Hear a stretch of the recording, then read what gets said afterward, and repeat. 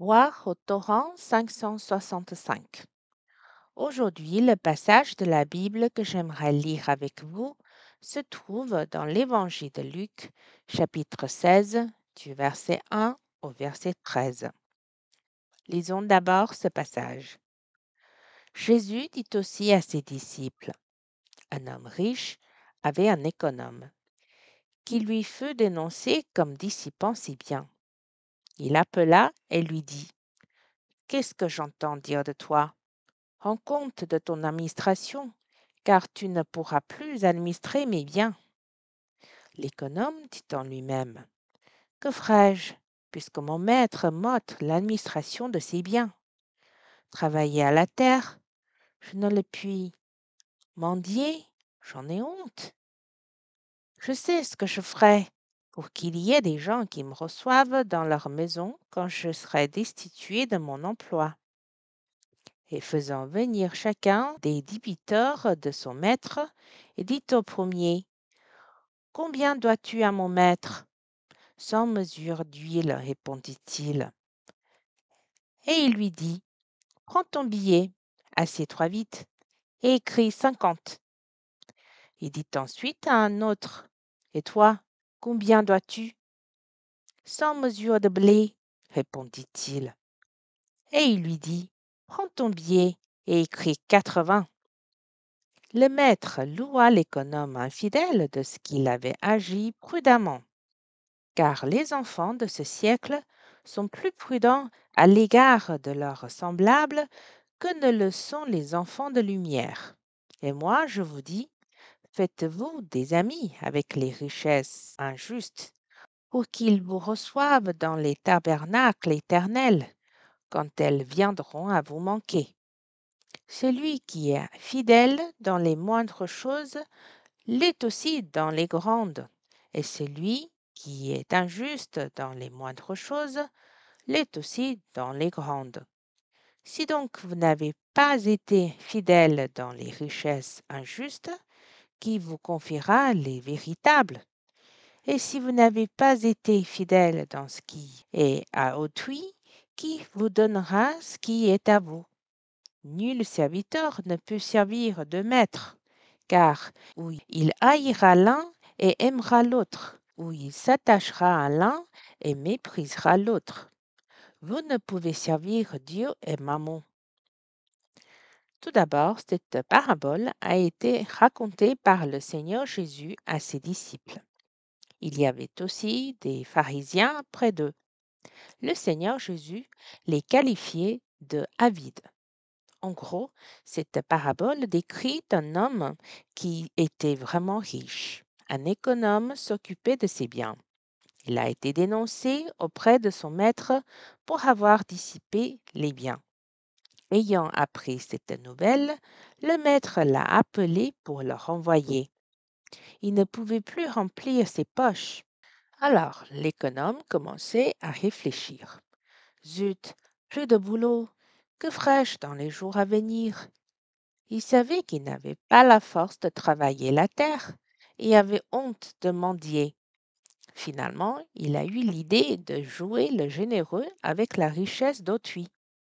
Il a fait venir les débiteurs de son maître, leur a remis une partie de leurs dettes, afin que ces gens le reçoivent chez eux quand il ne pourra plus se remplir les poches. Il pourra même se nourrir et se loger gratuitement chez eux.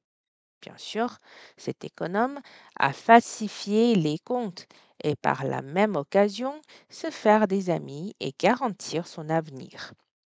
Dans cette parabole, le Seigneur Jésus a décrit cet économe comme un économe injuste. Il n'a pas approuvé son comportement. Au contraire, dans son explication, le Seigneur a dit clairement que cet économe n'est ni fidèle ni juste. Le maître, dans cette parabole, louait cet économe et a dit qu'il a été prudent. C'est vrai qu'il y a des gens qui agissent mal de façon très habile, avec prudence et sagesse. Le maître a même loué l'économe quand il a eu l'idée de prévoir son avenir, mais il n'a pas accepté sa façon de faire, puisque c'est injuste. Alors, que doit-on apprendre de cette parabole à travers cet économe injuste? Nous savons que c'est un mauvais exemple.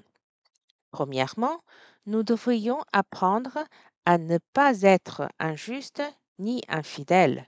Le maître est au courant de tout ce que font ses serviteurs. Le Seigneur Jésus a dit au verset 10, celui qui est fidèle dans les moindres choses l'est aussi dans les grandes, et celui qui est injuste dans les moindres choses l'est aussi dans les grandes. Le Seigneur Jésus voulait que ses disciples, voire les pharisiens présents, entendent qu'il ne faut pas négliger les moindres choses. Si l'on est capable d'être fidèle dans les moindres choses, on l'est aussi dans les grandes. En plus, sur ces moindres choses, nous devrions montrer qu'on dépend et obéit à la parole de Dieu. Sinon, lorsque les grandes choses ont lieu, nous trahirons facilement Dieu. Par ailleurs, je crois que cette parabole a un autre objectif. Le Seigneur veut dire qu'il y a des choses plus importantes que la richesse injuste. Il a des choses plus précieuses à nous donner. Dans les versets 11 et 12, il a mentionné les véritables richesses, les choses précieuses. Il nous recommande de ne pas être irrésolus en poursuivant la richesse d'un côté et de l'autre voulant servir Dieu. Cela n'existe pas. Le Seigneur Jésus l'a dit très clairement. Nul serviteur ne peut servir deux maîtres. Il y a forcément une préférence. Si l'on préfère l'un, on aimera certainement moins l'autre. Ici, le Seigneur veut nous dire de ne pas avoir un pas sur deux bateaux, mais d'aimer Dieu fidèlement. Ici, il est dit servir mammon. Mammon veut dire le gain, c'est-à-dire l'argent. Gardons-nous de la cupidité. Comment les personnes cupides pourraient-elles servir Dieu? Ici, peut-être que le Seigneur faisait allusion aux pharisiens pour leur rappeler la bonne attitude quand on sert Dieu. Permettez-moi de vous partager mes sentiments après la lecture de ce passage. D'abord, l'économe infidèle était intelligent, mais finalement, il a perdu son emploi. Je me demandais ce que voulait le Seigneur. Le Seigneur n'exige pas que je le serve avec une grande intelligence et habileté. Le Seigneur veut que je sois fidèle, que je l'aime fidèlement et que je le serve exclusivement. Quand bien même je ne suis ni intelligent ni habile, mais je me donne les moyens et je veux bien le servir. Je suis son serviteur fidèle. Le Seigneur me confiera les choses encore plus importantes. Je remercie beaucoup le Seigneur de nous avoir gardés après tant d'années pour qu'on ait un cœur pur pour l'aimer. S'il y a beaucoup de frères et sœurs qui sont malins mais indécis, on verra qu'ils ne seront pas capables d'émettre de grandes lumières. C'est tellement précieux. Je remercie le Seigneur de m'avoir gardé jusqu'à maintenant. Je veux bien utiliser l'intelligence que le Seigneur m'a donnée sur les frères et sœurs, sur le Seigneur, le servir fidèlement dans cette famille. Je remercie le Seigneur de me laisser la vraie richesse et des choses précieuses. La deuxième chose que j'aimerais partager est que l'économe infidèle dans la parabole est non seulement prudent, mais il a bien compris aussi qu'il y a des choses plus importantes que l'argent. Il a utilisé l'argent de son maître pour se faire des amis.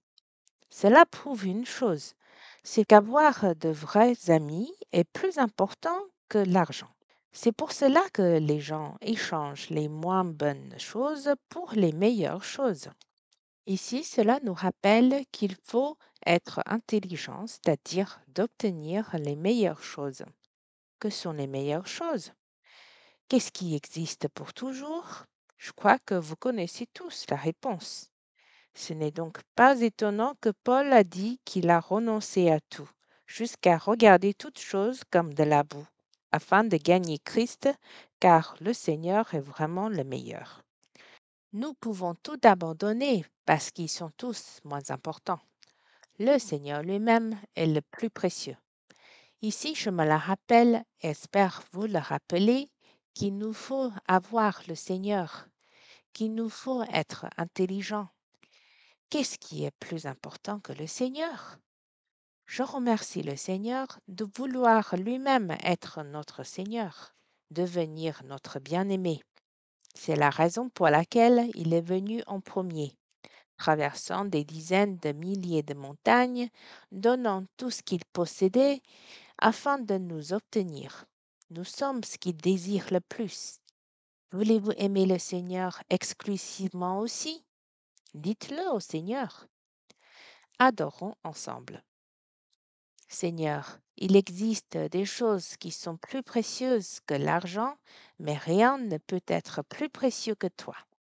Seigneur, aide-nous à t'aimer uniquement, t'aimer plus que tout, que nous soyons comme Paul qui te considère comme un trésor, qui est capable de renoncer à tout et capable de regarder tout comme de la boue.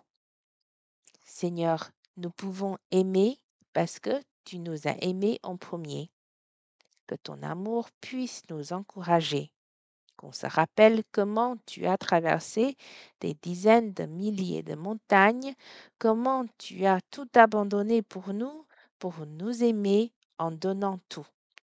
Encourage-nous profondément avec cet amour pour t'aimer en retour. Seigneur, que nous trouvions précieux de pouvoir te servir, même si nous ne sommes pas plus intelligents que les autres, mais tu nous apprécies car nous t'aimons purement et t'aimons uniquement. Tu chéris vraiment beaucoup notre cœur envers toi, plus que notre capacité ou notre intelligence. Seigneur, que nous puissions nous apprécier et chérissions notre amour pour toi. Que tu nous bénisses.